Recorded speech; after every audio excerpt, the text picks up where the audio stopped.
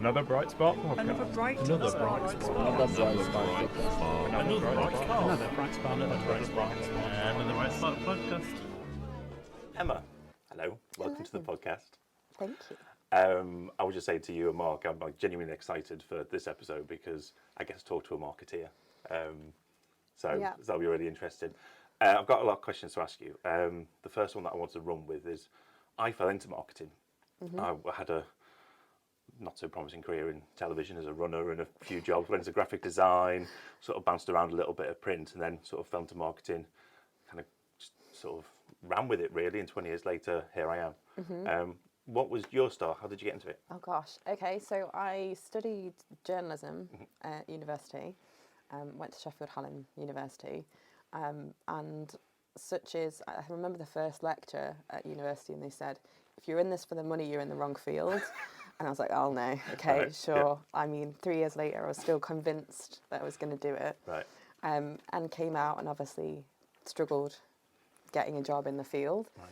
And sort of thought, right, well, what can I do to take the skills I've learned the last 3 years and try and apply it sort of into an industry that's related. And I fell into marketing again myself by accident. Ended up going back to work for the primary school and the secondary school that I used to go to, as they're in my in-house marketing transition. Right. It was basically 3 jobs shoved into one title, and It looks confusing now. yeah, but back then it was. 13,000 a year type de role. It was a good time, but it was actually really good because it was the first of its role. I got to do loads of different things that were related to marketing, but at the time didn't really understand necessarily what marketing was. And then went and worked at another private school, so obviously slightly different goals, but the role was predominantly the same. And off the back of that was like, okay, maybe marketing could be a career for me, but I'm the same, I sort of fell into it, maybe not as exotically as you did. And you're now a founder and head strategist at Victress, your own digital marketing agency. How did that come about? I'll be honest, I think I tried for a while to try and find the right fit in a company. I know a lot of people tend to really have this aspiration of running their own business. It was never really for me, if I'm honest. And I went through a few different agencies and saw the potential in social media as being a lead function, but it very rarely was in the agency. And tried to bring it to the forefront of a couple of different agencies and pitch it as a new service. But at the time, so you're looking at like 2016, 2017, it wasn't necessarily something that... They saw it as a lead gen. They saw it as A nice to as have, a maybe. bringer in of... and I remember one leader said to me, I don't think it's going to make us money. I just don't think it's going to be a driver of money. So after that, I thought, right, I'm going to try and give this a go as a freelancer. Try and apply some of the skills that I've learned in-house and agency and see if I can make it as a freelancer. And it sort of grew from there. And now I have a team, and now we do predominantly service social media as a service. Yeah. So, yeah, it was worth doing. But Fantastic. No, it sounds really great. One thing that I was really keen to talk about is the fact that you work. I work a little bit agency side. Obviously, you're an agency. You work with a lot of companies, like marketing resource. yeah, Marketing, in my experience, tends to be, especially for small organisations, like a nice to have. You know, do you think that's right? You know, sometimes when the budgets are tight, it goes, we can just pause the agency for a while, pause the campaigns, maybe come back to it. Oh, yeah. What are the dangers of that, and why is marketing important? Yeah, I think a lot of businesses seem to see it as, I don't know if you've seen the meme that's like, in case of emergency, break glass, and it's like the marketing budget and someone just takes it away. That's great. Yeah, but it is a bit like that, and I understand this particularly as, so we're an agency, and if you're a business and you've got lots and lots of employees, and then you've got a vendor like us on the side, you need to make some quick cash. Parting ways with a vendor that you've got on a 30-day rolling contract is a lot easier than it is losing staff or making people redundant. So I appreciate that it's a lot of smoother transition, and that's part and parcel of it. Like, we know that could happen at any point. I do think that there tends to be a sense of reactivity with that. We saw it obviously when COVID hit, where a lot of people pulled their budgets. And And for us, March 2020, I invoiced for 150 quid's worth of work and was absolutely convinced we were going under. Like that was it. Because people panicked and they thought, right, how do we save money quickly? And let's pull this. There's no point advertising. When actually, I would argue that's exactly when you should be doing marketing. But I understand from a small business's perspective that marketing can be a huge portion of the budget that they have. If you're doing any paid advertising, that can be a huge part of that marketing budget in itself. So I think that most of the time it's free panic, which I appreciate. When you're a small business, you try and clutch to what you can, I guess, save from a budget's perspective. I just argue that keeping the lights on consistency is better than pulling the plug and then trying to start again. I was going to say, so if someone who works for a small business who's watching this, what would you say the dangers are to pulling that plug? You know, why should they not smash the marketing budget in case of emergency? I think there's just always ways to try and condense down activity that you can still keep people knowing who you are. Because a lot of businesses, unless you are an e-com business, and I mean, I myself, I make a Amazon basket and I come back to it like multiple times. So people's purchasing decisions are not instant. And all we want is, if someone's going to buy from you, they want to have you at top of mind. If you're not constantly doing things, the likelihood is they're going to forget who you are. And obviously, majority of services out there, you're not the only ones that do what you do. Yeah. And the likelihood is, if your competitor is still keeping some visibility up there and you're not, then it's just going to make you feel further behind. So I think my main advice would just be reducing is fine. If there are areas that you can, if you've got a marketing person in-house, it can advise where budgets can be slowly reduced, that's fine. But pulling the plug completely can be really detrimental to business success. Yeah. I really like the when you said always top of mind. I've got a poster behind my desk. It's not just the neon podcast lights. It says Atomic, which is at top of mind in community. So whenever someone's ready to make that decision to purchase, that's why we do things like give away Lego and we're doing a podcast and that kind of stuff. It's really, really crucial. Yeah, 100%. So with social, you can't have a social presence without content. How would you go about putting together a content plan? I know it's going to change from organisation to organisation, but where at Victress do you naturally start with sort of content creation and what? Yeah, we tend to look at what the ideal, obviously whatever your ideal customer profile is or who you're really after as a business. And one of the main things that we say to people is you don't have to be on every social channel, because I think there's that panic of like, we must be on everything. And when actually, if your main customer isn't, then you can actually look at where they are and where they're visible. So we tend to start with what platform do you want to be on, and the type of content that you put out there. It helps if you have buy-in from the rest of the business and you're not just one solo person that's trying their best to make all of the content. But I think there used to be more of a stereotype that you have to have super high quality, like everything has to look like it's been made by a really impressive video company. When in reality, I think people have moved more now towards social with user-generated content and everything that's a little bit more... Phones in our pockets, we can do a quick... A little bit more rough and ready is absolutely fine. So we tend to look at what people have got planned in terms of their content like calendar for the rest of the year. Have they got any events that they're appearing at, and who they want to reach, and then trying to pick out their like pain points or what they're actually feeling as a customer, and try and tailor content to that. So it tends to be a lot of different people from the business in one room. Because I think that also happens as well, is one person is the marketing person in a small business, and then not necessarily full buy-in means that there are bits of the business that get missed in marketing because that person's not actually obviously coming into the meetings or having any discussion into content. Or necessarily has the power to implement change. I don't know if you find that, but I definitely think that a more successful, particularly a smaller business content calendar is when everyone's involved in it. We also find that they have a lot better customer rapport and success with getting people over the line if they've got their own social media presence. And I don't mean just reposting content that the company page puts up with no like additional word or commentary. I mean actually getting involved in that process. So we've seen success with clients who put in an employee like advocacy program or incentivize in some way that the employees must post on social media.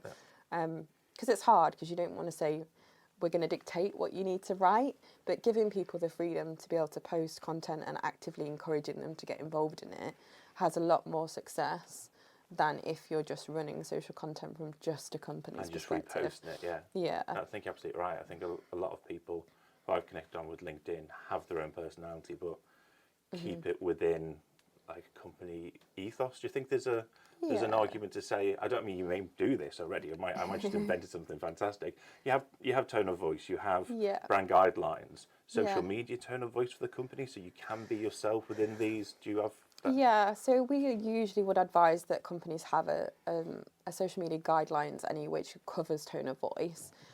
It's really difficult because you equally can't say don't want you to post something or tell them off.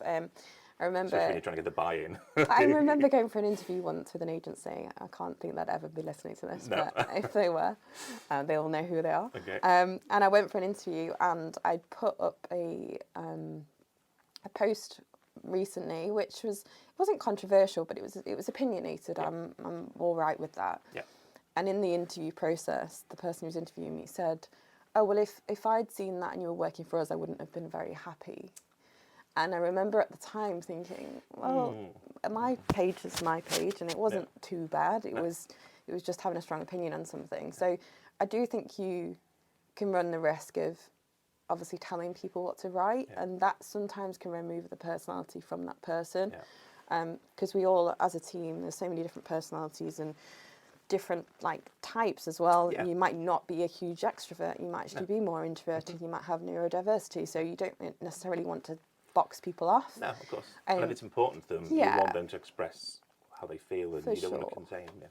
But providing them with some sort of guidelines of this is how we talk about our products or services is really like helpful and useful to them, and particularly if you've got something or a service that you want to push out. So if anyone's doing any posts this week, we are really like looking for this is the kind of service we could potentially be talking about, or can anyone do a post? Is anyone comfortable to do a post this week? Versus being like, you must write this on this, because that can appear very stale, and obviously then you can smell. I think you can smell an authenticity a mile off. Yeah. I did a post which was just come back from South Korea. I had a family wedding over there. This is what Gangnam Style taught me about B2B sales. You know, it's like people. Yeah, it's when people try and I've seen a couple. I once saw a B2B influencer do it off the back of their engagement, and I was like, I'm out. I've checked out now. Like I can't. I just thought that poor woman. Just thought the conversations they must have over dinner are just going to all be like sales related conversations. But I mean, how are your KPIs this month? Okay, well, there's almost an argument to say then for a lot of businesses, it would make sense to have, if people are up for it, almost like a LinkedIn team where you have a set time every day, maybe half an hour in the morning for whoever in the team wants to do it, and then work with the guidelines and use that for their time. I've actually seen some businesses that I've really benefited from understanding that it's such a crucial part of marketing and it really contributes really well. But they have had to tie it into some sort of measurable outcome. So developing some sort of report which pulls in everyone's data and incentivizes, gamifies it almost. Whoever gets the most impressions for their content this month wins X, Y, Z. So there is that incentive to do it. Because I think some people are fearful of posting online, of how they're going to be perceived. Some people have no idea where to start.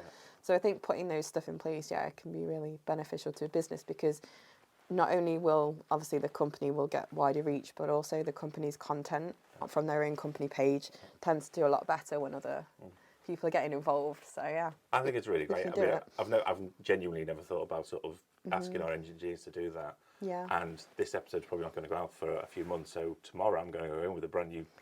I've got this great brand new strategy, guys. No, do it. I'd also find like it's a really good idea. Yeah, my friend Rebecca Holloway has actually got a really good Looker Studio template. So she pulls through all of her team at her agencies, LinkedIn content, and then looks for patterns. So they'll say, all right, this person has got the most impressions this month, or out of all our team, posts with a video have performed better than posts with an images. So that then you can have another meeting the following month and actually show people the data, which really helps. And obviously, if you're trying to incentivize it, that you're not just about throwing snowballs outside, then Then at it's- least, yeah. yeah. Because I think a lot of the time when we've got these crazy ideas as marketers, it can be really difficult to tell people that they need to give us the time to do them. Yeah, yeah. Well, it's seen as marketing. Where the longer I've been in it, it went from being you run the events, you produce the catalog, you produce the literature, you know, you do the branding. Then it was digital, but then as the payments went online and sales inquiries became more and more digital and less telephone based, marketing all became about lead gen, and that lead gen way used to just sit on sales, and it just graduated over. Yeah. And I think marketers now, you may agree or disagree with this, still get pushed hard on the KPIs, but don't always get given that flexibility, the headspace to sit 100%. back. And not everything is always as measurable as it used to be. So obviously, loads of issues happened with attribution models anyway. But also, I think sometimes you can risk boxing people in to it has to be measurable. And some things that we do aren't. No. Or sometimes they are, but they take time. So you might not see the back of that lead. I recently converted a lead, and the first relationship that I had with that person was 8 years ago. It was the first meeting I ever had. Yeah. So in terms of like long lead time, that was a long time. Burner, yeah. But it was authentic, and I didn't go into that conversation thinking that anything was ever going to come of it, but technically converted. And if you actually look through, some leads are like that. Yeah. Some people will speak to you and convert instantly, and some people apparently will take 8 years, years and several cups of coffee. But How many pastries? yeah, I think it's trust as well. Like marketing, like we talked about small businesses particularly, marketing can be such a big investment to them. Like it can be such a risk if you're saying, right, you need to put money back into your business now, you need to reinvest a large percent of your profit last year, or like we Scary. need, it can be really really scary. So, and there's so many people that do what we do all over the country, particularly Not as good as what we do though. no, definitely not. But agency-wise in particular, like they are popping up everywhere. There's loads of consultants, a lot of people going more freelance now, particularly from working from home. So I think a lot of it is trust of like you're placing a lot of trust in someone's hands who tells you that they're going to help you succeed. So for me, it was more about developing relationships of saying like, I'll ride this wave with you. Like this is not always going to be completely linear. We're not going to be celebrating all the time, but at least you know you can pick up the phone to me and tell me if something's wrong, versus a partner who might say like, that's not my problem. Like, your dip in sales, not really my issue. Yeah, I've definitely worked with marketing agencies who are like that. So yeah, I think if you have to try and find, like, we all want to talk about our successes, right? So I'd love to be able to say every month, like, look at the percentage difference in traffic that we brought you this month. But ultimately, if it's not affecting your bottom line and your boss is still mad at you, then we've got an issue. So I'd rather see it, and that's where when we're talking about attribution, I'd rather see things as all-encompassing. It's no point me coming forward and saying, well, we've actually grown your leads this month. And then everyone's saying, yeah, well, that's not turned into sales, or we're really struggling and we made someone redundant because we're doing really badly. And I'm like, yeah, but we've done really well. It just doesn't matter. No. The grand scheme of things, it doesn't. And that's hard. Isn't it? Yeah, it's hard. It's hard to swallow because like marketing teams aren't responsible for everything. There's so many different things that can happen. Like trends politically, like loads of things that can affect what we do. But at the end of the day, it's the all-encompassing results. So yeah. Picking up on trends, Blue Sky, the people who left, got kicked out of Twitter, X. Yeah. Their social media platform's gone to 20 million users. A lot of that potentially off the back of the election, a personal attack against Musk. Yeah. Do you see that growing? Do you think there's, politics and social media clash? Possibly. So we work with quite a lot of software brands, and there's a lot of developers and game developers have moved to Blue Sky from X. So in terms of the goals of some of our clients, it's a really good market for us.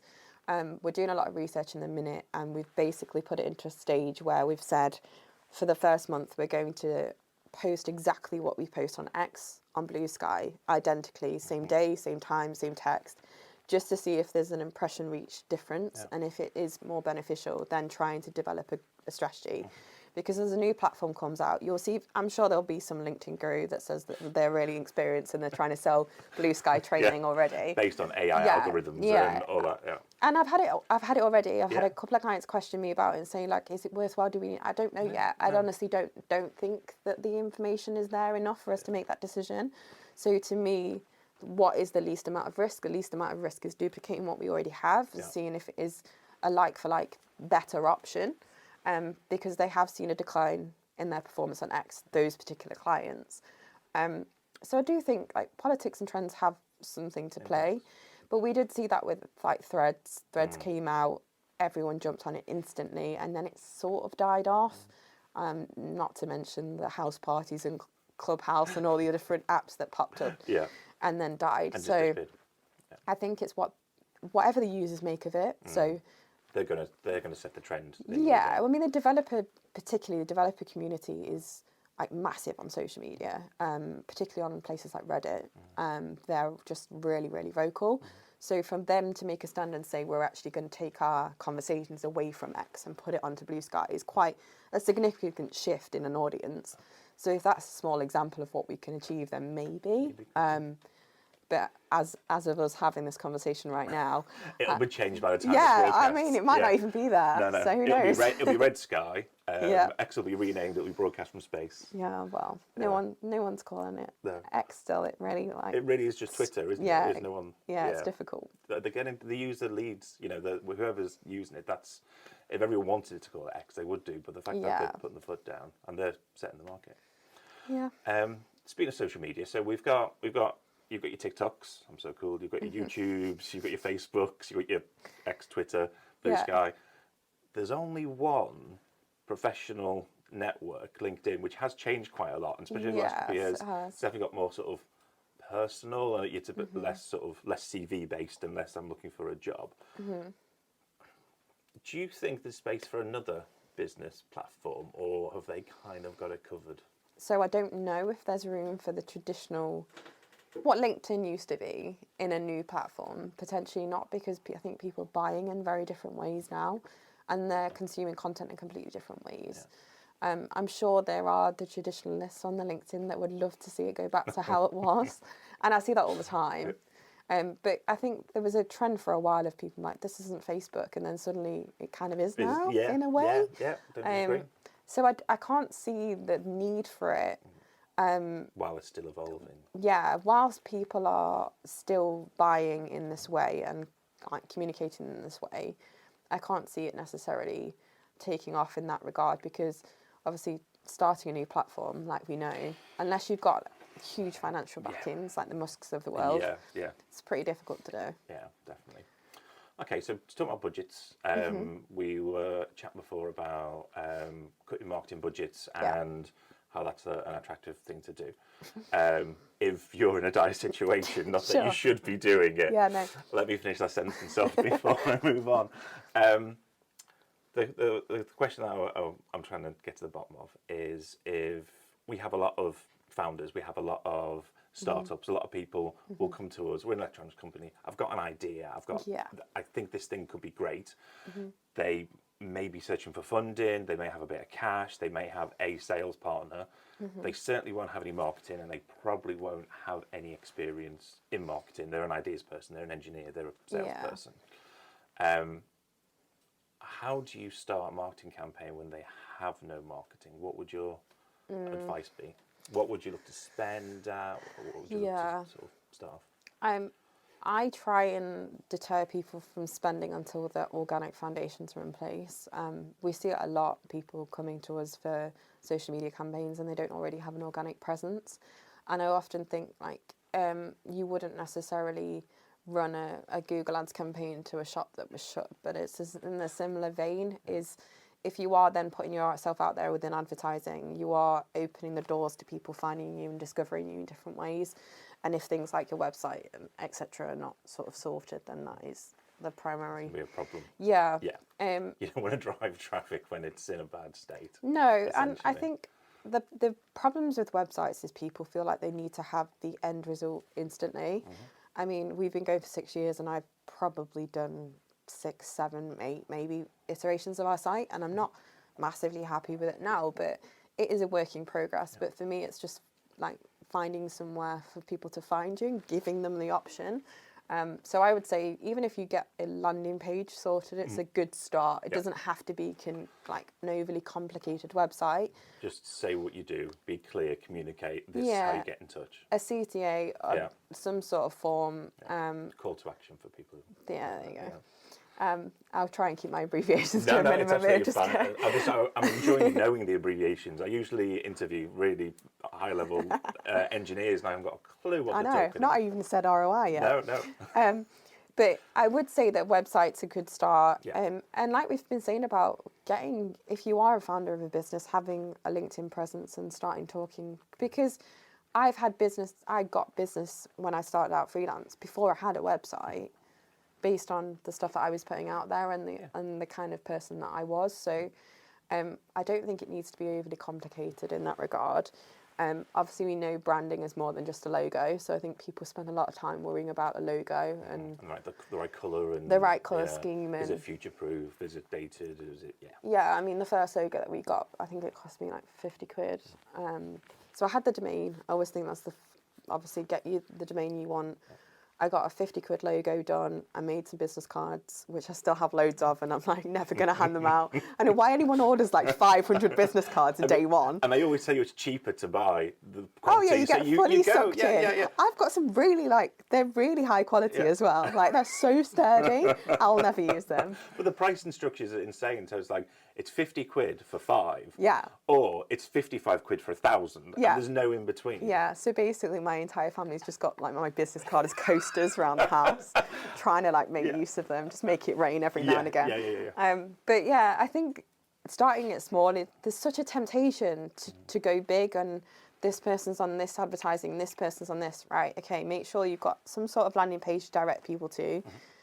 It doesn't have to be overly complicated. We can come to big websites and fancy websites when you've got the money.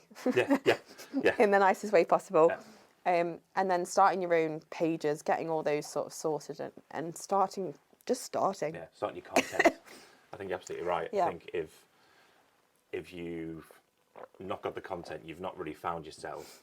That's really critical, isn't it? Sort of getting all that good stuff lined up when you do have the budget, and then you can increase your reach, I suppose. Yeah, I think it's good to try and segment like your own personal content by thinking about what sort of things do I want people to think about me and my business, Really clever, and then actually shaping content around that. So I put some buzzwords down for my own of how I want people to feel like trusted, safe, that sort of stuff, and then make sure that the content I'm putting out there is aligned to at least one of those buzzwords, I guess. Really good tip, because it's emotional, isn't it? 100%. A business relationship, sales relationship is a personal relationship. Yeah. And all relationships are based on emotion. Yeah. So if you said you've got these buzzwords that you want people to feel when they interact with you, Yeah. as long as one of them's not fearful, then, I think occasionally, Maybe. for cold calls, fearful. Yeah, anyone that's in my DMs unsolicited, fearful. You're going to need a new mood board. Probably. Yeah, maybe. All right. I want to finish off talking about relationships, actually, and your networking events. I know they've been running for a couple of years. I know they're based in Nottingham, and I know I've never been to one. I'm very sorry. No, you're all good. Tell me. Yeah. I mean, we've only met recently. I will definitely be attending at some point, and I won't be doing any elevated sales pitches. No, they're banned. They are banned. Well, tell us why. Tell us why they came about. Why is that important? And why is it that you don't want people going there selling? And just sure. Give me the pitch without the pitch. Okay, cool. I run a networking event called Nottingham DM, which is the sister event of Sheffield DM. So Sheffield DM has been running for a long time, I think 6 years this year. And it's been a while since I went to a networking event when I first went to theirs where I felt very chilled. I think networking events sort of turned into a bit of a big glorified sales pitch. 100%. And I'm not an extrovert by any means. I like my own company, and my social battery runs out really fast. Yeah. So I was going to a lot of networking events which were like really intense sales pitches, and then coming home and being a bit like, I need to lie down in a dark room and not talk to anyone for a couple of days.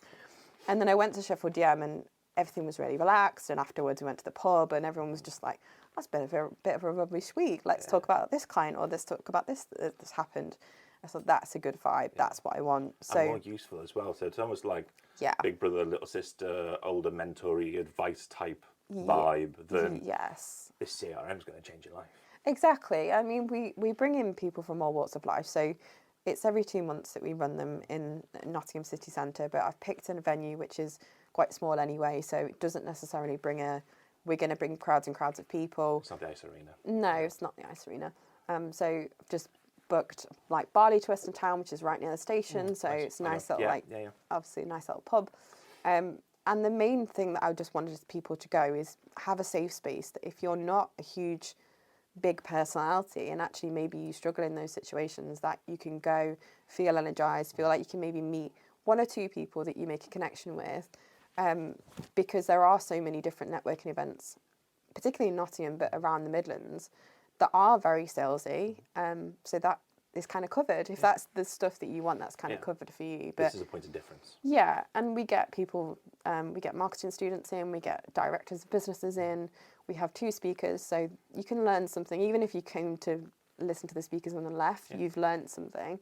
But there is an opportunity to obviously meet people, connect with people, and it's been described as like a safe space and a really nice like place for people to be, and that's all I really want. I'm not looking for it to be profitable. No. I'm not looking for it to be a new business venture. It's just something that is quite close to my heart, and so far so good. Fantastic. We'll put the links to the events and stuff in the description, so people can check it out. You were talking about the client who the prospect lead came in 8 years later. Yeah. I think these sort of events have got the same sort of vibe. So you may go to a couple, you may miss a couple. Yeah. You have a director might make a marketing student, get some good advice, and you never know where that stuff's going to lead. I think that's what you're doing is really great. Yeah, I think if you can build connections and find places that you can build connections with people who are similar to you, like there's a place for everyone. Yeah. Like there's a networking event for everyone, but we are just a little bit weird and quirky. And when you do come, you'll see I make them like random themes. There's nothing better than watching a group of like grown adults doing an Easter egg hunt. Like it was the highlight of my life. Yeah. Just watching that was pretty great. The last one I've just done was Halloween, so covered in cobwebs and all sorts of stuff. So yeah. Excellent. Oh God. Last one. I know from your posts that you've been a weightlifter all your life. You've recently completed your first half marathon park run. Any plans to carry on running through 2025? Did you enjoy it? It was hard. It was hard. I picked probably a really difficult first course. Didn't make it easy for yourself then. No. I picked Alton Towers because I was like, oh, there'll be loads of things that'd be really distracting. Yeah. And it's great because you're like running through CBeebies land and everyone's waving at you and it's really botanical sweet. Gardens are really steep. Yeah, but most of it's car park. Right, And the full course is undulating, so like constant like this. And I found myself about 12, 13 Ks in shouting, I just want flat road. So I just wanted not to be constantly going for a hill. Yeah. But yeah, I don't think there's anything more mentally challenging than being in your own thoughts for like over 2 hours. So maybe, I've already said I'd like to complete 1 marathon at some point. But yeah, I'd be one and done, I think. Yeah. All right, congratulations. Thank you. Thank you for your time. I've really enjoyed this. Thank you very much, Emma. Thanks. All right.